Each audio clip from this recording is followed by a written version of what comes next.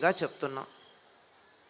ప్రకృతి ఒక్కటి ఉంటే దానికి అంత గొప్ప వైభవం ఉండదు. ఆ వైభవానికి మూల కారణమైనటువంటి పురుషుడు ఉండాలి.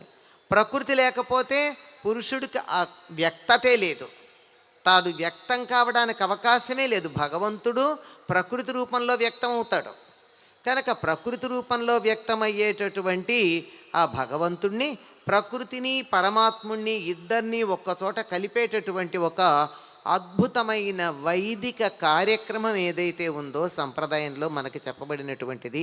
పైగా ఆగమశాస్త్రాలు వీటన్నింటినీ చక్కగా ఏ విధంగా చేసినట్టయితే అవి పరిపూర్ణమైనటువంటి ఫలితాన్ని మనకు అందివ్వడానికి వీలవుతుందో వాటి గురించి చాలా వివరంగా చెప్పడం జరిగింది.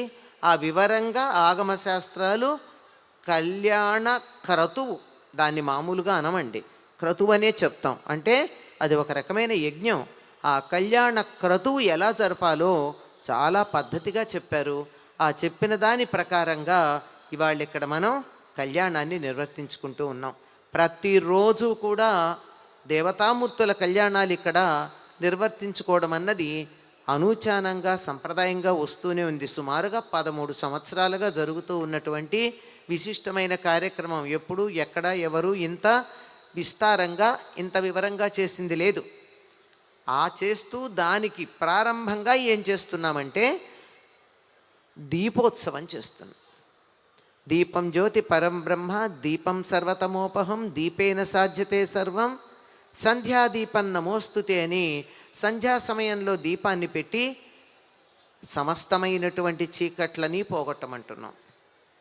అంటే దీపం వెలిగిస్తే పోయే చీకటే కాదు, అనారోగ్యం, దుఃఖం, బాధ, విచారం, ఇటువంటి మనకి అక్కర్లేని వస్తువులు ఏవైతే ఉన్నాయో వాటన్నింటినీ మనం చీకట్లుగా భావించుకుంటే అవన్నీ పోగొట్టేటటువంటిది ఈ దీపం అనేటటువంటిది వెలిగిస్తే. అటువంటిది ఒక్క దీపమే ముల్లోకాల చీకట్లను పోగొడుతుంది. మనం చెప్పుకుంటూ ఉంటాం కదండి రోజు. సాధ్యం త్రివర్త్య సంయుక్తం వహ్నినాయోజితం మయా గృహాణ మంగళం దీపం త్రైలోక్యతిమిరాపహ అని 3 లోకాల చీకట్లను పోగొట్టేటటువంటి దీపాన్ని పెడుతున్నామంటామే. ఒక్క దీపం పెడితే ముల్లోకాల